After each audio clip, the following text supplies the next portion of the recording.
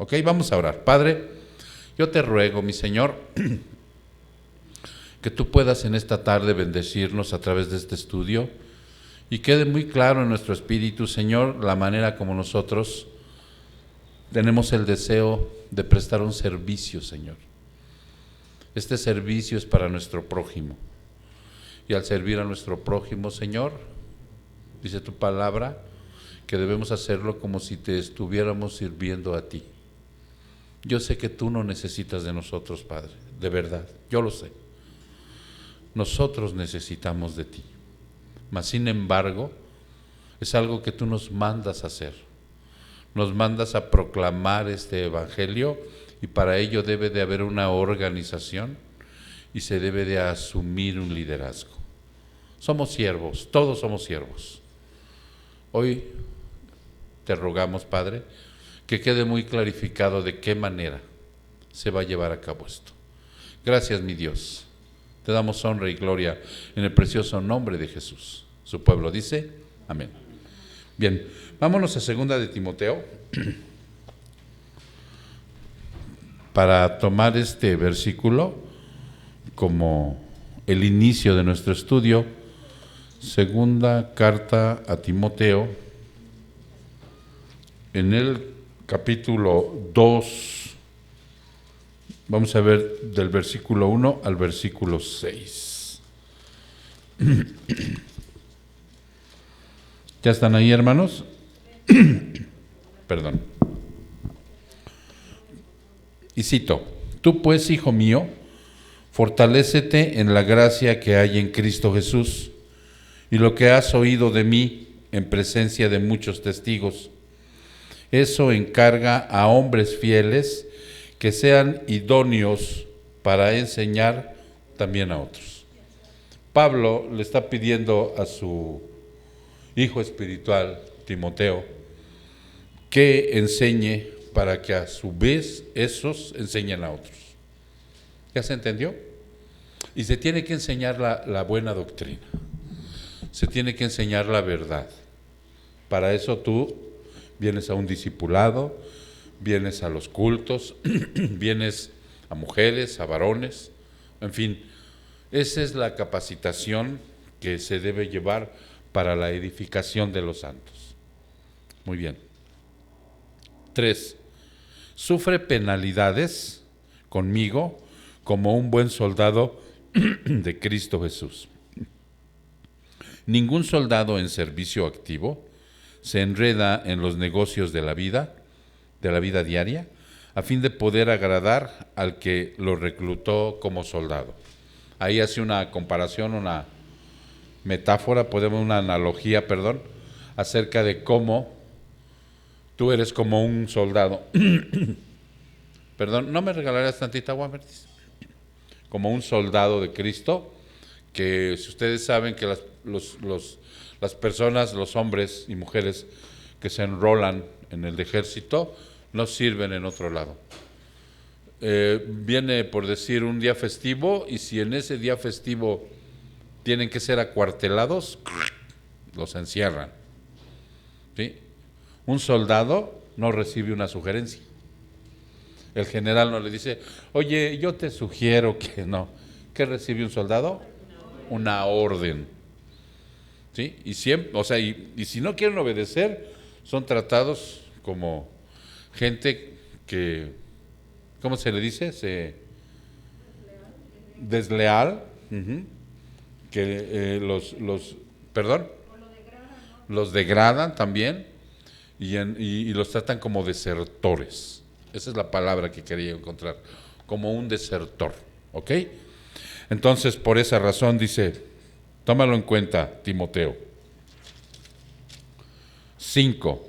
También el que compite como atleta no gana el premio, sino compite de acuerdo a las reglas.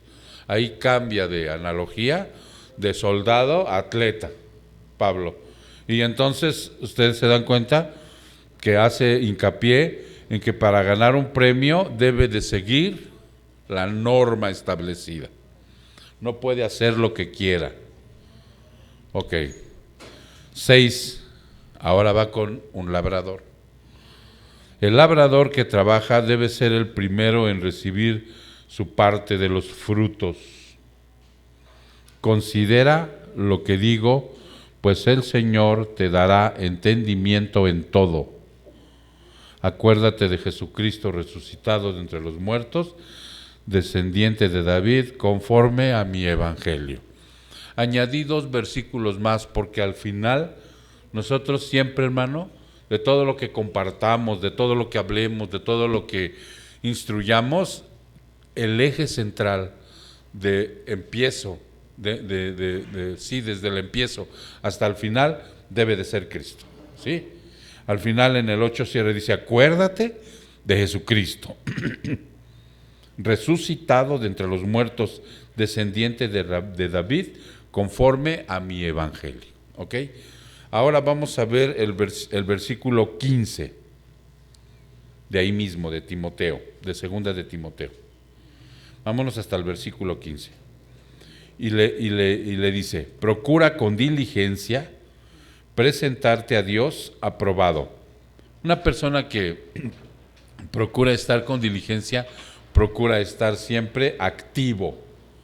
Cuando nosotros nos dicen, vamos a hacer una diligencia, ¿qué te piden? ¿Qué te piden, Lulu? Cuando te dicen, que vayas a hacer algún favor, un mandado, una encomienda, una responsabilidad. Entonces, por eso le dice, procura siempre, hagan cuando que le está diciendo activamente, ¿no? Presentarte a Dios como alguien que está aprobado, que Dios aprueba lo que estás haciendo. Como obrero, ahora menciona a un obrero que no tiene de qué avergonzarse, que maneja con precisión la palabra de la verdad. O sea, no somos perfectos, no somos a veces muy elocuentes para hablar, a veces somos medio tartamudos y medio cantinflescos, pero lo que pide Dios es que aún y con esa situación manejemos la palabra de verdad, que no la equivoquemos, que no digamos una cosa por otra, que no inventemos, que no pongamos de nuestra cosecha. Acuérdense que en alguna ocasión yo les mencioné que un teólogo contemporáneo dice que nosotros los pastores, y yo agrego, él habla de los pastores, pero yo agrego del cristiano. O sea, debemos de ser como un mesero, como un mesero. La comida no la preparas tú, la comida ya está elaborada. La comida ya la preparó el Señor. Toda su palabra, toda su enseñanza, toda su revelación es de Él. Él ya la reveló, ya le dio el sentido correcto. Y que nosotros, tanto los pastores como el cristiano, cuando la lleve a alguien, yo predicando en el púlpito, yo evangelizando en algún hospital, tú, hermano, evangelizando también en la calle a alguien, o sea, es lo que está diciendo, ¿no? Lleva con precisión esta palabra, dice el pastor, de la cocina a la mesa, que se supone que la mesa está haciendo una comparación de la gente a la que le vas a predicar, que está ahí sentada escuchando, que está sentada comiendo. No la muevas, no la sales, no le pongas más condimento, sírvela como ya te la di.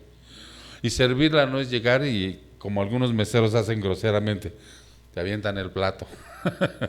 No, sírvela, o sea, da la palabra con precisión, ¿ok? Este es el 15, ahora vamos a ver el 21 de ahí mismo. ¿Sí? Por tanto, si alguno se limpia de estas cosas, será un vaso para honra santificado, útil para el Señor, preparado para toda buena obra. ¿Ok? Muy bien, y con esto nos arrancamos. Antes de abordar este tema, se hace necesario que hablemos desde el punto de vista bíblico de las diferentes responsabilidades de los líderes del rebaño de Dios. Creo que muchos no se percatan de la magnitud de la responsabilidad que implica liderar ovejas que el Señor, fíjate bien, tú tienes que identificar esto bien preciso. Tú eres un cristiano que está aquí y tienes una responsabilidad, llevar este mensaje. Si tú alcanzas a comprender y a entender la gran responsabilidad que es llevar esto, que Dios identifica a la gente que se lo vas a dar dentro de una iglesia, ¿quiénes son? Los hijos de Dios. Gente que el Señor compró con su preciosa sangre. Esto no es algo así como para, pues ahí como salga, ¿no? Y es por eso que consideramos necesario hacer una larga introducción acerca del tema del liderazgo en general. Vamos a hacer una introducción un poquito larga acerca de esto. La realidad es que no podemos hablar sobre una iglesia conforme al corazón de Dios sin hablar de su liderazgo. Nosotros tenemos que tener en mente, y de hecho tuvimos en mente, que cuando se iba a abrir esta casa para Dios, para predicar el Evangelio, para llevar las buenas nuevas, o sea, era una gran responsabilidad. En esa gran responsabilidad vimos que esta congregación tenía que ser conforme al corazón de Dios, no conforme a nuestro corazón, no conforme al corazón de la denominación, no conforme a la situación de lo que tanto ha criticado el Señor Jesucristo a través de nuestras formas egoístas de ver, de nuestras satisfacciones monetarias y de un modus vivendi o un negocio familiar. No, conforme al corazón de Dios, ¿ok? Ahora, ¿qué hay en el corazón de Dios? Esa es la siguiente pregunta, ¿no? Tenla ahí en mente.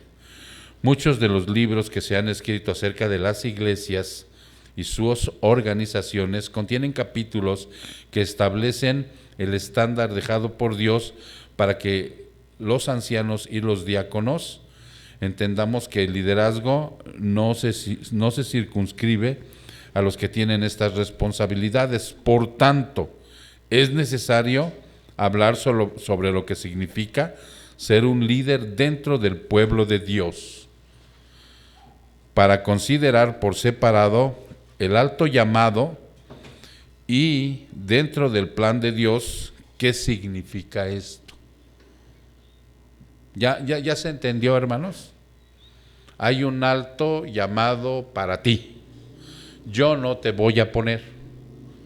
Yo no te voy a decir, tú tienes aptitudes para esto. No, tú tienes que hacer caso a un llamado. Yo nada más puedo corroborar y los demás si ese llamado es correcto. ¿Ya me entendiste? Pero tienes que considerar que el alto llamado viene de Dios. Ok. Esto nos permitirá tener una idea más clara sobre lo que Dios espera de aquellos que están en una posición de liderazgo. Independientemente de cuáles son sus funciones en el pueblo, las congregaciones y ministerios deben tener una idea más definida de lo que deben esperar de sus líderes. Ustedes, aquí abajo, como ovejas, ¿qué esperan de un líder? Ustedes conocen a los servidores, ¿verdad? ¿Qué esperan de Pepe? ¿Qué esperan de María Esther? ¿Qué esperan de Yamilet? Y cuando voy mencionando esos nombres, ¿ustedes saben el servicio que tiene Pepe? ¿O no? ¿Qué es Pepe en esta iglesia? Un diácono. ¿Y ustedes qué esperan de él, no? ¿Cuáles son las perspectivas que tienen de Pepe ustedes? Ustedes conocen a María Esther, conocen a Yamilet, conocen a mi esposa, conocen a Suri. ¿Qué esperan de ellas? Ok, sí, eso es, ahora sí que digamos por default, pero son maestras de una escuela bíblica. No es una escuelita, porque muchos le llaman escuelita, no es una escuela bíblica para niños. ¿Qué esperan de ellas? ¿Que aprendan más ellas? Sí. ¿A ustedes? No, los niños. Pero, ok, que aprendan los niños, pero ¿qué esperan de ellas? Marlene, ¿qué esperas tú de ellas? ¿Qué esperas tú, mija? Yo aquí traduzco. Yo espero que obviamente hable la verdad. Que hable la verdad. Sí, Señor, lo que dice la palabra. Ajá. Para que no se vayan por mal camino los niños. Para que los niños, desde su tierna infancia, tengan una preparación bíblica. ¿Sí se entiende? No vienen a una guardería. No los están entreteniendo un rato mientras ustedes están en el culto. No. Tienen la gran responsabilidad de vertir el Evangelio a pequeñitos desde la edad y tierna infancia de Samantha. ¿Sí se entiende, hermanos? Pero no es únicamente responsabilidad de ellos que los niños sean educados. Los niños, la educación le compete a sus padres. A ellos les compete enseñarles las cosas de Dios. Y a ustedes les compete reforzar. El domingo van a ver una presentación. Ya hace más de un año que no hay una presentación de un niño en esta iglesia. Sí, fue la última, fue de Samantha, si no me equivoco. Y el domingo van a ver la presentación de Ana Sofía. Y van a ver lo que se le dice a los padres. Porque no es, a veces la presentación piensan que es otra cosa, ¿no? Como hacer una pachanga y vestir a la niña de blanco y no es eso. Ustedes lo van a ver el domingo. Entonces, ya se vieron cómo deben ustedes tener una idea definida de lo que esperan de sus líderes. ¿Qué esperan de mí? ¿Qué esperan de su pastor?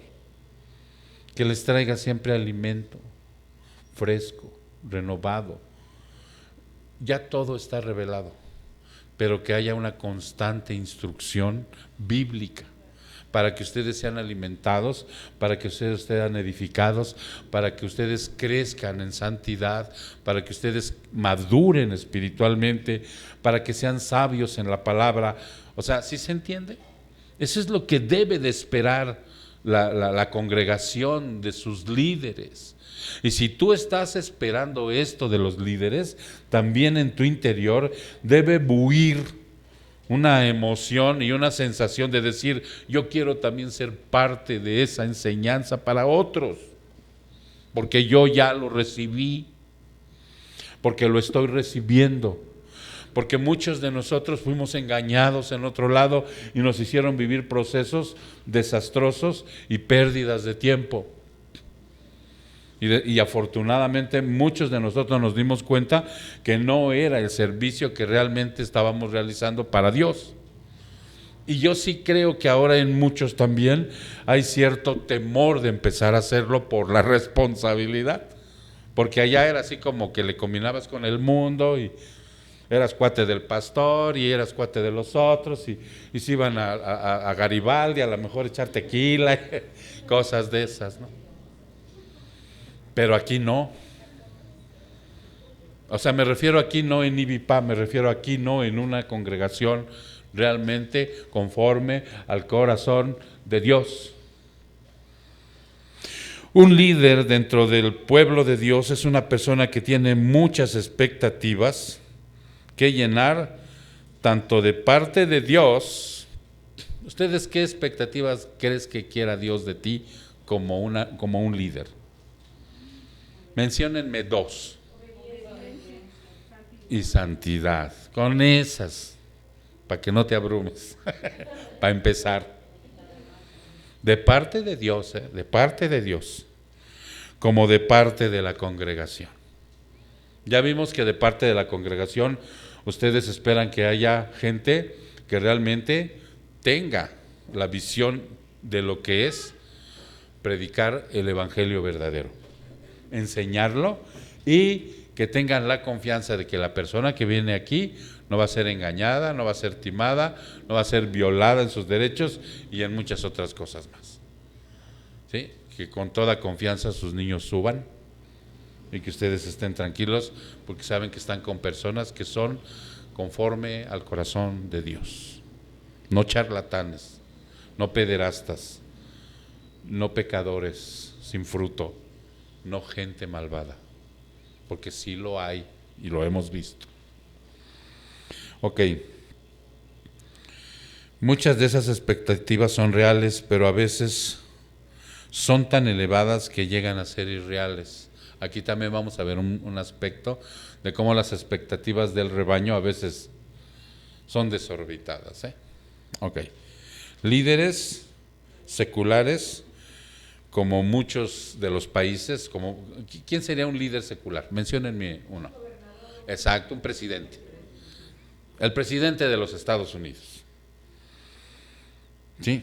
Y otros más han hecho la observación de que hoy en día es muy difícil para un líder llenar expectativas de una nación. ¿No? ¿Qué quiere una nación? Que no haya pobreza, que haya trabajo, que no haya delincuencia, que las expectativas del pueblo, sí, porque somos muy buenos con las autoridades para juzgarlas y reclamarles, pero no vemos que en dónde se genera toda esta cuestión de una organización en una nación, hermanos. ¿En dónde se genera? En el pecado. El pecado genera todo, desde los maleantes hasta los gobernantes y a la población. Como todos tenemos pecado, pues imagínate, ¿no? Entonces dice, porque el egocentrismo y las necesidades de las personas creen tener son mayores que las de cualquier presidente o líder que pueda llenar. El pecado que todos tenemos nos pierde en las expectativas para todos. Dentro del mundo cristiano, ahora vamos al mundo cristiano, se ha dicho algo parecido. Muchos han hecho la observación de que es extremadamente difícil para un pastor en el mundo de hoy llenar las expectativas de una congregación que ha llegado a ser altamente cibernética. Fíjate bien, ¿eh? ¿Sí se entendió eso? Va de nuevo. Dentro del mundo cristiano se ha dicho algo parecido. Muchos han hecho la observación de que es extremadamente difícil para un pastor en el mundo de hoy llenar las expectativas, lo que pide el pueblo, de una congregación que ha llegado a ser altamente cibernética. ¿Qué es eso? ¿Quién me dice qué es eso? Exactamente. Que pasa mucho tiempo en casa. No sé. Quédate en casa. Que pasa mucho tiempo escuchando sermones de grandes predicadores, tanto por televisión como por internet. No, mi preferido es Paul Washer, mi preferido es MacArthur, mi preferido es Chuy Olivares, mi preferido es Charles Stanley, ¿no? Y el pobre pastor Miguel Ángel Arroyo, que es el más tonto de... ¿no? Entonces, cuando tú quieres cumplir las expectativas de esa gente que durante la semana está pegado al internet, al televisor y a la pantalla buscando predicaciones de aquellos que son, les sale humo de la cabeza, es difícil, ¿no? Es difícil llenar las expectativas de ese pueblo. Ok, dice, predicadores altamente cibernética, pues pasa mucho tiempo escuchando sermones de grandes predicadores por televisión, por internet, al pastor de una pequeña comunidad a la que Dios lo ha llamado a pastorear 50 o 100 ovejas. Vete.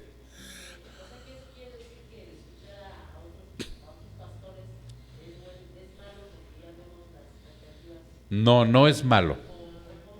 No, no es malo. Por lo general, por la falta de crecimiento, por la falta de madurez, o sea, tiendes a endiosar, a ver la porción que está diciendo el pastor de internet. Esa falta de madurez te hace minimizar al que tienes aquí enfrente. Y no debe de ser así. Porque la palabra de Dios la vierte de una manera igual MacArthur que Miguel Ángel Arroyo o que Germán Sánchez. es la palabra de Dios. Cuando ya hay madurez, puedes escuchar, pero no vas a separar. A ver, exactamente, exactamente. Cuando la persona no ha madurado, ve la personalidad del predicador. Con Juan Manuel Vaz. Mi hermana cuando escucha a Juan Manuel Vaz, ok, muy gritón. No, sí, él es muy directo. Exacto. Ok, sí. Sí, a lo que yo me estoy refiriendo son las expectativas porque están viendo la personalidad. ¿Sí? Entonces, cuando llega un pastor que tiene 50, 100, la expectativa de esa persona inmadura no se va a llenar. Yo tengo, una experiencia, pastor. Que cuando murió Tráete el micrófono, mijo.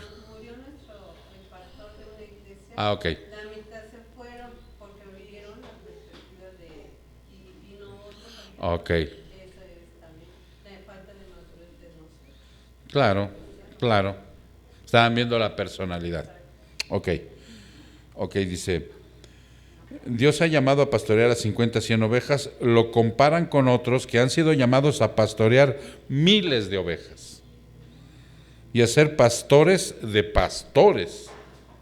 Eso forma parte de algunas de las expectativas irreales. ¿Ya se entendió? Irreales. Sobre todo porque, tal como dice un refrán, la grama siempre hace más verde el patio del vecino. O sea, tú siempre ves lo más bonito, por decirlo así. Okay.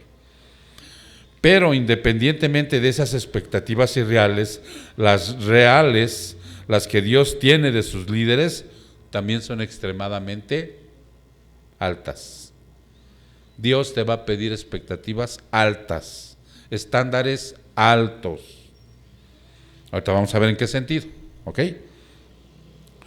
¿Por qué son tan elevadas? La respuesta es muy sencilla. Cristo lo explicó de esta manera. Fíjense bien, Esto está en Lucas 6:40. Cuando Dios a ti te pide expectativas altas como líder, no te espantes. No te espantes. Lucas 6:40. Y cito, un discípulo no está por encima de su maestro, mas todo discípulo, después de que se ha preparado bien, será como su maestro. Parecido, pero no por encima. ¿Cuándo vamos a estar por encima de Cristo? Nunca. Pero Él es la meta. Por eso la expectativa que Él espera de mí es elevada, es alta. ¿Ok? En consecuencia, todo líder de una iglesia tiene una enorme responsabilidad sobre aquellos a los que dirige, porque cuando les llegue el tiempo, muchos de sus seguidores serán como Él. ¿Ya se entendió? A mí me da gusto que durante 6 años que estamos aquí, al menos varios de los que empezaron y unos que se agregaron 1 o 2 años después, han permanecido. Han permanecido. A Dios gracias, Pepe el domingo empieza a predicar. Y yo les pido que en lugar de estarlo calificando el domingo, oren por él y vean la palabra. Yo no digo que no va a haber quien se va a brincar las trancas y lo va a estar criticando o juzgando. Y al final hasta le van a dar pamba. No, es cierto. Pero no, la idea es que escuchen la palabra. ¿Sí? Porque todos empezamos a predicar una vez y empezamos con dificultades. ¿No? Pero ya es tiempo de que mi hermano vea, si no tiene el llamado de pastor, sí tiene que predicar la palabra. Y en eso sí Dios le puede ir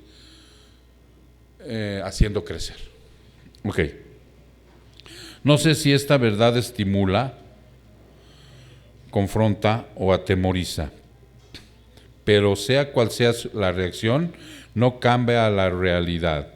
Siempre hay un grupo que sigue al líder. ¿Estamos de acuerdo? Y no es por su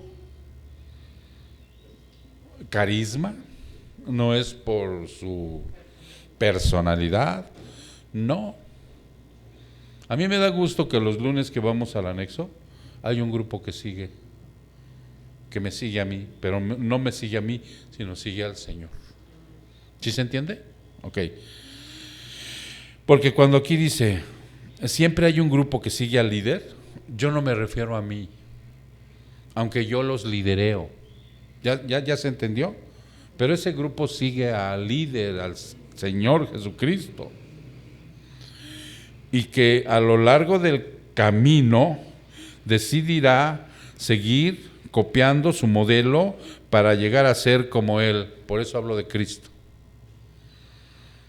No, es innegable a veces que cuando alguien de los pupilos de un pastor empieza a predicar es muy parecido a él, ¿no? Cuando Javier Solís empezó a cantar, cantaba igual que Pedro Infante, hasta que le dijeron, ya agarra tu estilo. Ok.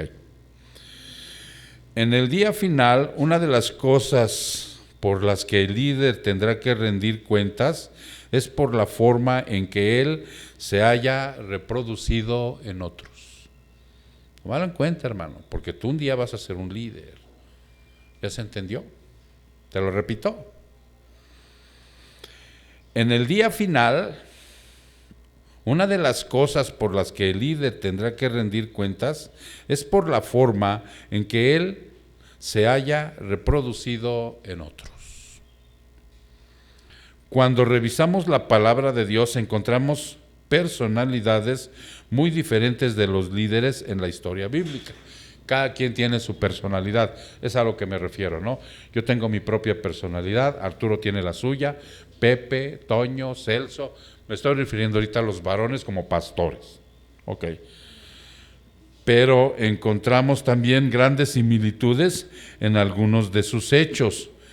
Veamos a un Pedro que negó 3 veces al Señor, ¿estamos de acuerdo? Y sin embargo, mereció el título de apóstol. Quizás alguien piense que eso fue antes de la resurrección, pero que luego fue transformado. ¿Eso es verdad, hermanos? ¿Pedro fue transformado? ¿Sí? Ok. Sin lugar a dudas, él fue transformado, pero incluso años más tarde, ese mismo apóstol fue confrontado por Pablo públicamente por hipócrita. ¿Sí se entiende? O sea, ok. También nos encontramos en la historia bíblica con Juan y Jacobo.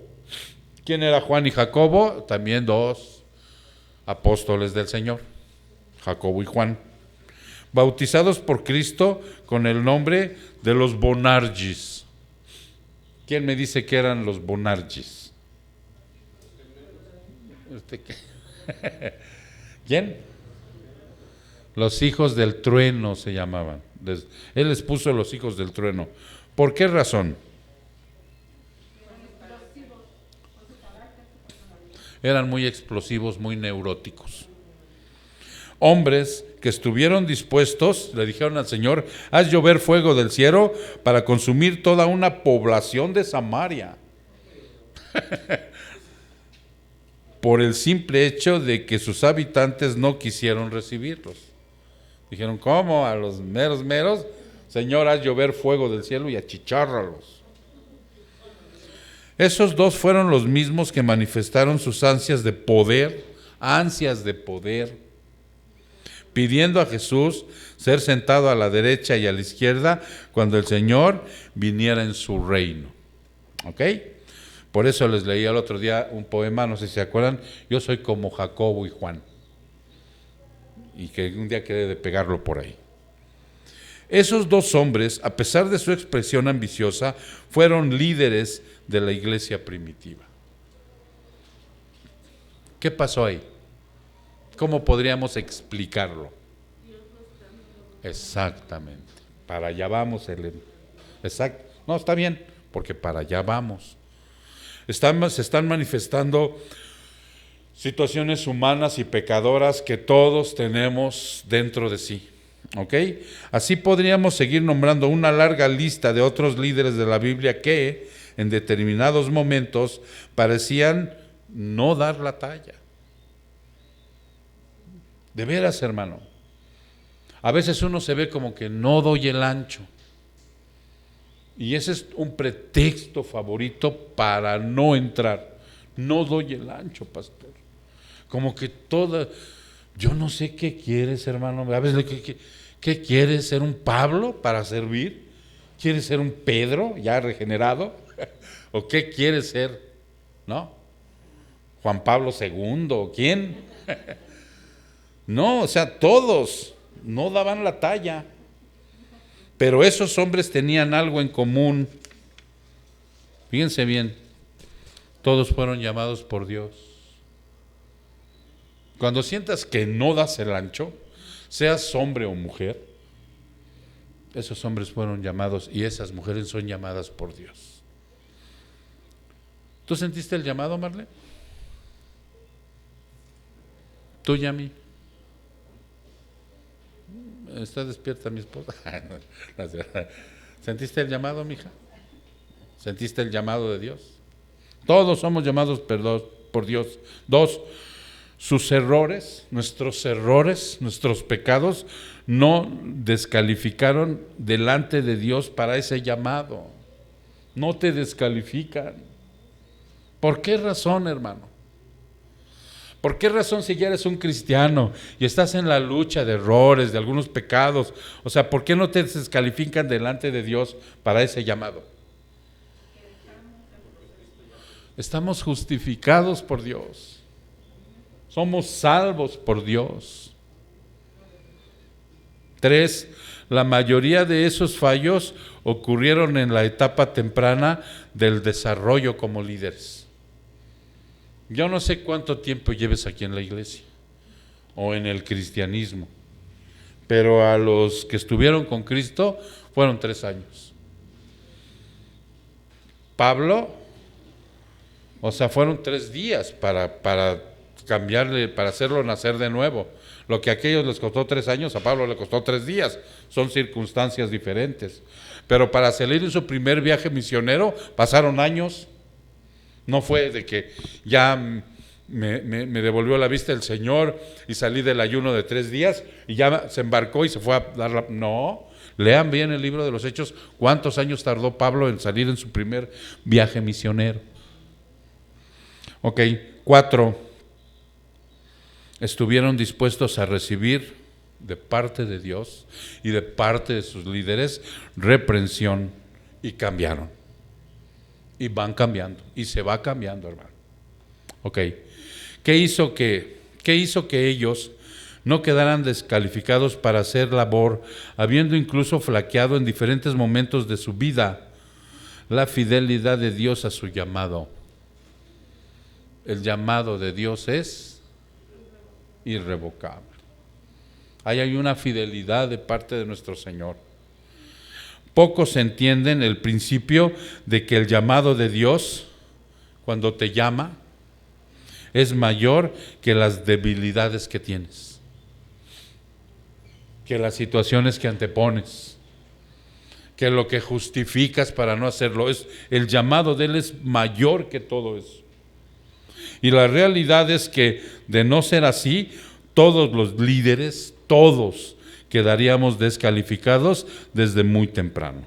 Dios forja su imagen en nosotros en la medida en que nos deja ir haciendo parte de su labor de redimir la creación. Las debilidades de los líderes de la Biblia no nos llaman a relajarnos. Eso es bien importante que lo entiendas. Nuestras debilidades no nos llaman a hacer conchas, para que me entiendas. El que tengamos errores y pecados que nos abracen no nos llama a que nos enconchemos. Pues al fin, que como dijo el pastor, porque ahí sí dice el pastor, ¿verdad? Ahí sí no dice Dios. Como el pastor dijo que pues no hay bronca, tengo debilidades, pues no hay bronca, o sea, así sigo. No, dice aquí, no nos llama a relajarnos porque nadie es perfecto, sino más bien nos llama a la reflexión y al esfuerzo. Lo que tanto les he dicho cuando tomamos la Santa Cena. ¿Vamos a tener Santa Cena el domingo? Pepe, apúntale de una vez, vamos a tener Santa Cena el domingo. ¿Sí? Nos llaman a la reflexión y a la sobriedad, conociendo que todo el mundo puede caer. Todos estamos expuestos, hermanos, todos. Vámonos a 1 Corintios 10:12. No nos llama a relajarnos el hecho de que sigamos pecando, pero también, tenemos que hacer una reflexión y un esfuerzo. Tenemos que esforzarnos, hermano. 1 Corintios 10:12.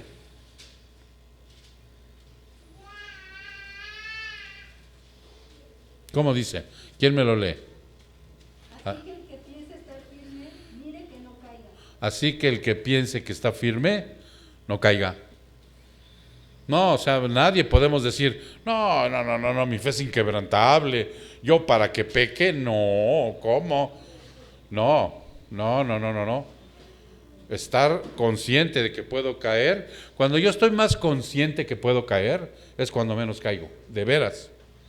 Cuando a mí me preguntan, oiga, pastor, ¿usted volvería a beber? Pues dice la palabra que sí. ¿Usted volvería a ser adúltero? Pues dice la palabra que sí tengo esa tendencia.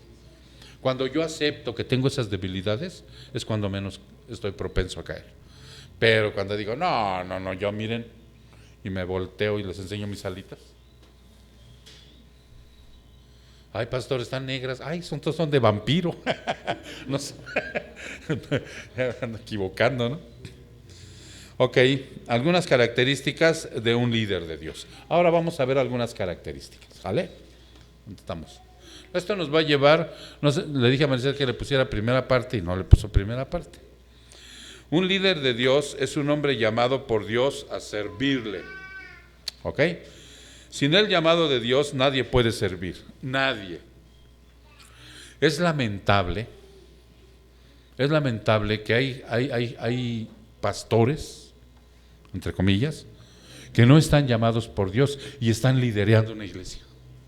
Pero ¿saben cuál es lo más lamentable? Que la gente lo sabe y está metida ahí. Ese es más lamentable que el otro. Digo, así dice la palabra, hermano. Que me están viendo desde allá, ya saben dónde. ¿Sí?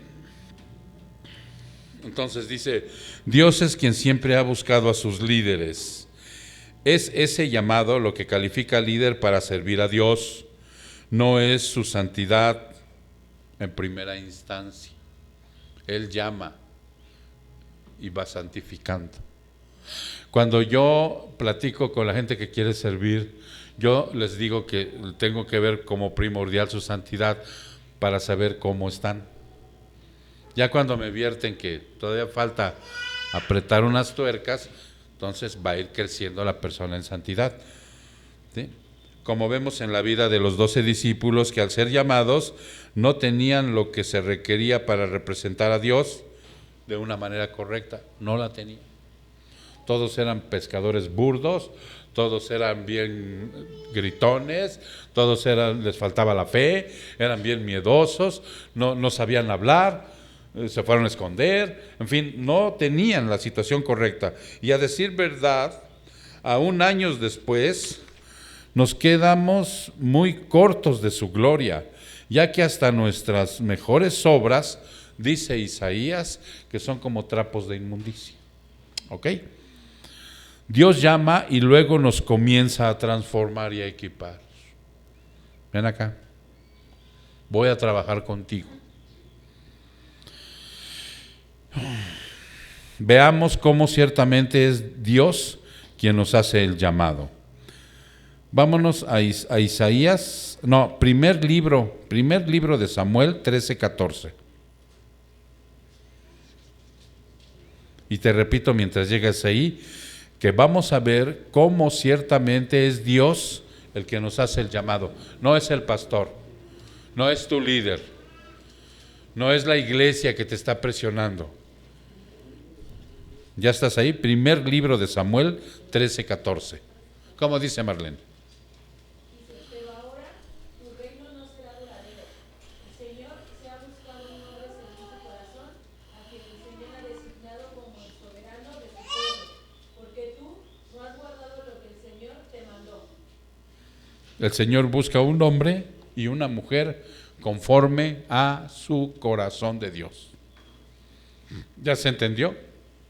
Cuando un hombre viene y una mujer viene a servir, o sea, es conforme a su corazón de él. David era así. Le está hablando a David. Y David, ustedes saben que tuvo mucho pecado, tuvo muchos errores, tremendos, garrafales. Mas, sin embargo, cuando se estudia a ese hombre, sí era un hombre con el corazón de Dios. Lo fue transformando el Señor. Okay. Es el Señor quien se da a la búsqueda y pone su sello sobre cada uno de los que Él llama. Dios levanta a sus líderes conforme a lo que Él esté planificando hacer en cada momento histórico. ¿Ok?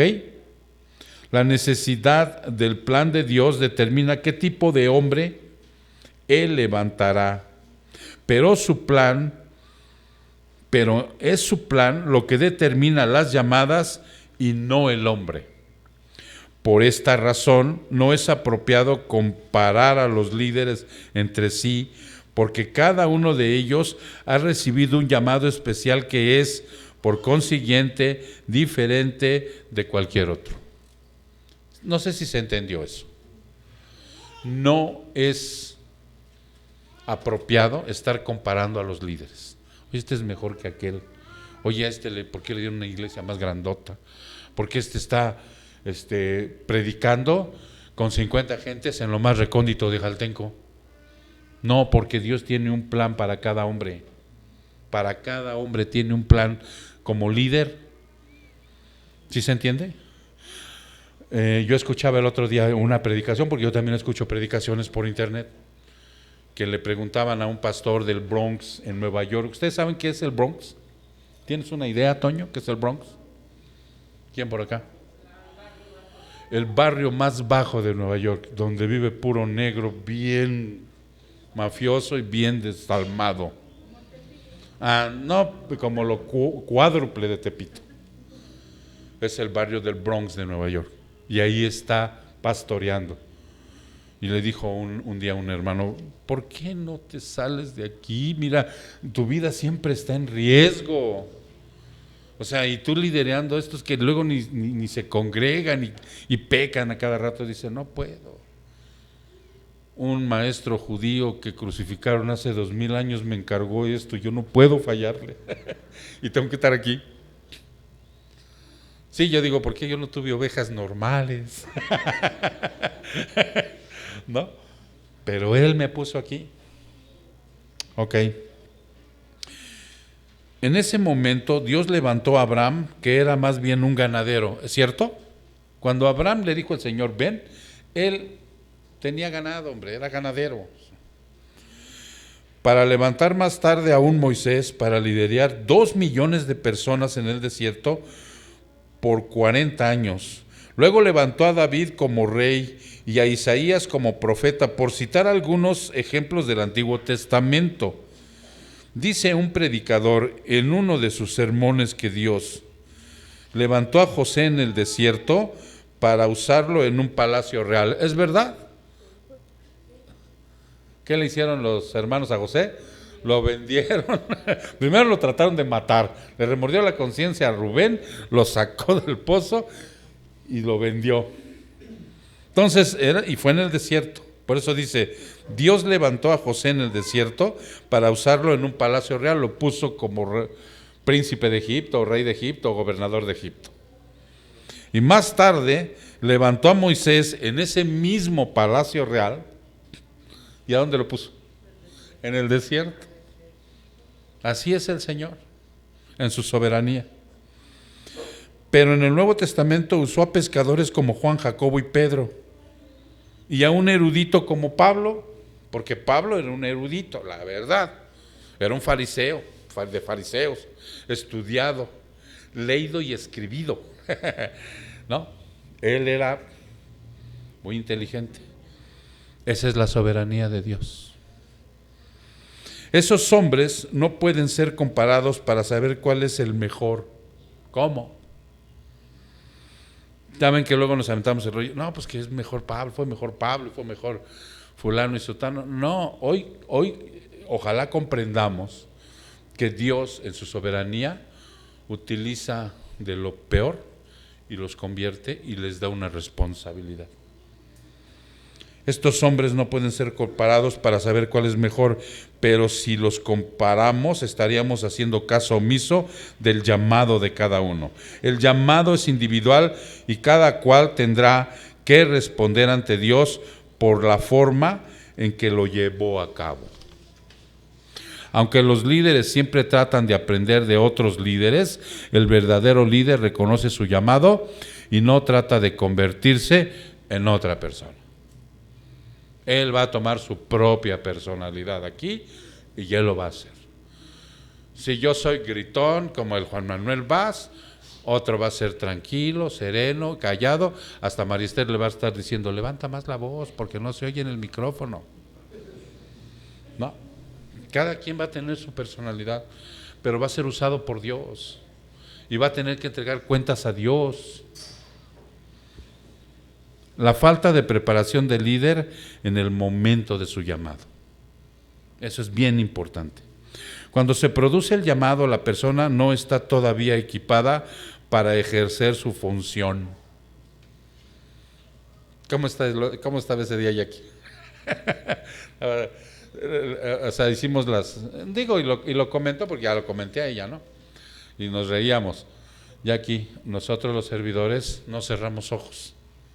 Tenemos que estar vigilantes. Para el primer día estaba la alabanza. No era la alabanza, era la comunión.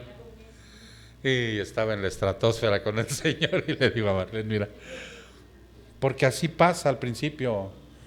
El primer sermón que yo di, ¿cómo estaba? La boca seca, no me salían las palabras. y nada más había una ovejita. No va a ser tu primer sermón, ya predicaste. Ya predicó en el anexo. ¿Sí? Entonces dice aquí, cuando se produce el llamado, la persona no está todavía equipada para ejercer su función, como ya hemos dicho, especialmente desde el punto de vista de sus habilidades y la formación de su carácter. El llamado comienza con la formación del carácter e incluye el equipamiento con dones y talentos. Algunos ejemplos bíblicos de esto lo veremos en Abraham. Comenzó siendo un mentiroso. Abraham era un mentiroso. ¿Qué mintió? Que Sara no era su esposa, que era su hermana. Y si era su media hermana, pero lo mentiroso no lo convirtió en eso, sino en que negó a la esposa. ¿Para qué? Para que no lo mataran.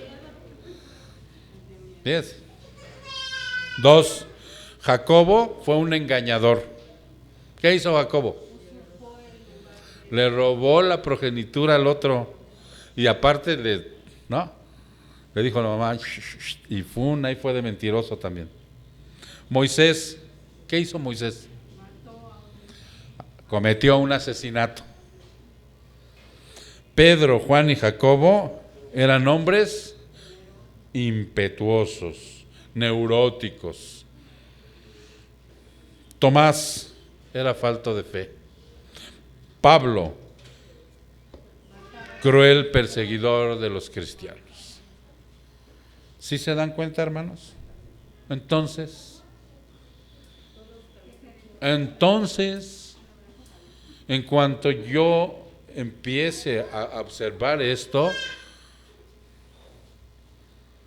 caramba, ¿no? ¿Por qué fueron escogidos? ¿Por qué fueron escogidos si tenían tantas debilidades? Tanto pecado. ¿Por qué fueron escogidos? ¿Por qué? Pues porque Dios es misericordioso y a través de ellos podemos ver nuestra Dios es misericordioso y a través de ellos vemos nuestra vida que puede ser reformada, cambiada, como un ejemplo.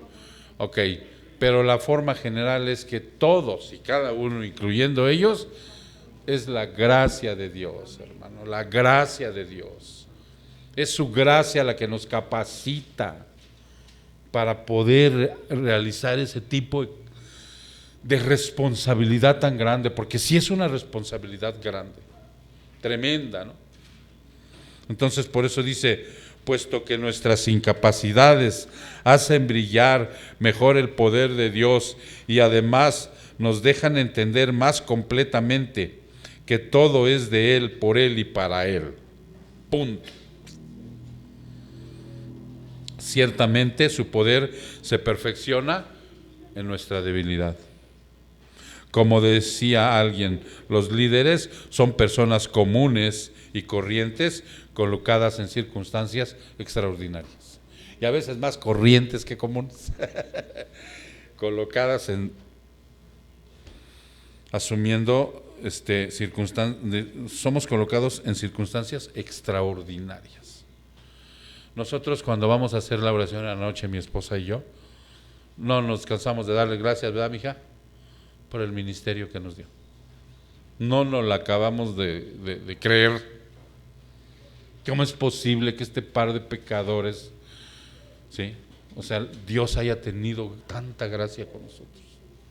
Caemos, o sea, a veces caemos de sueño, pero otras veces caemos rendidos llorando y decir, gracias, Padre. Gracias porque con todo lo que hicimos y deshicimos, el infierno era para nosotros.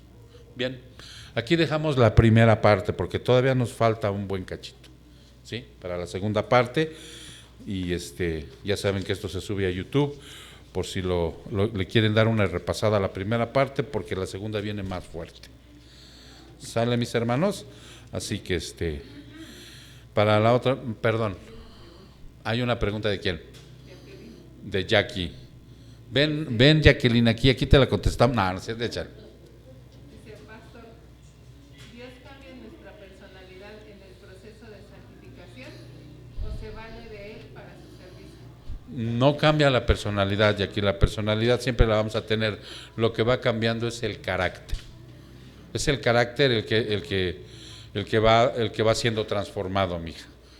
La personalidad así medio guasona y así bonachona de tu pastor, así va a ser siempre. Pero lo que va cambiando es el carácter, ¿ok? Vale, vamos a orar para terminar nuestro estudio. Padre, te damos muchas gracias, Señor, por este estudio tan precioso a través de...